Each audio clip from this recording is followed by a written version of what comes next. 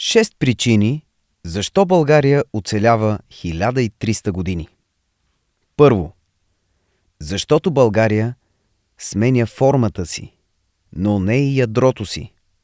България през 681 година не изглежда като България през 2026 година. И това е напълно нормално. Държавата, създадена от Аспарух, е военно-племенен съюз. После става средновековно царство. После влиза под властта на Османската империя. После княжество, после царство. После народна република. После демократична република. Формата се сменя, ядрото не. Езикът остава. Културната памет остава. Идеята «ние сме тук» остава. България оцелява не защото винаги е била силна, а защото винаги е била адаптивна. Като народ, който, ако трябва, сменя правилата, но не сменя името си. Второ, защото писмеността ни дава културна броня. Една от най-големите причини за оцеляването е писмеността.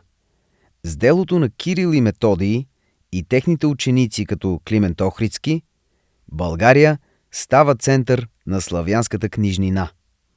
Когато имаш собствена писменост, ти не си просто територия. Ти си култура. По време на османското владичество няма българска държава, но има български книги, църкви, училища. Това е разликата между изчезване и застой. Може да ти вземат армията, може да ти вземат дворците, но ако имаш книги и език, ти още съществуваш. Писмеността е като вътрешен хард диск. Дори да ти рестартират системата, данните остават. Трето, защото сме на кръстопът и това ни е закалило. България винаги е била между империи. Между Византия и степните народи. Между Османската империя и Европа. Между изтока и запада. Между НАТО и Варшавския договор. Да си на кръстопът означава едно. Никога не ти е скучно. Да, това води до войни и проблеми, но също така създава способност за дипломатичен инстинкт. Българската външна политика през вековете често е била като шахмат с 4 дъски едновременно. Понякога печелим, понякога губим, но винаги играем. И когато си свикнал да оцеляваш между по-големи сили, развиваш нещо много важно – гъвкавост. Четвърто, защото религията е използвана стратегически. Покръстването при Борис I Михаил не е просто духовен акт. Това е геополитически ход от световна класа. Приемането на християнството изкарва България от категорията варварска държава и я вкарва в европейската цивилизационна система. Това ни спасява от изолация и от това да бъдем просто временно племе в историята.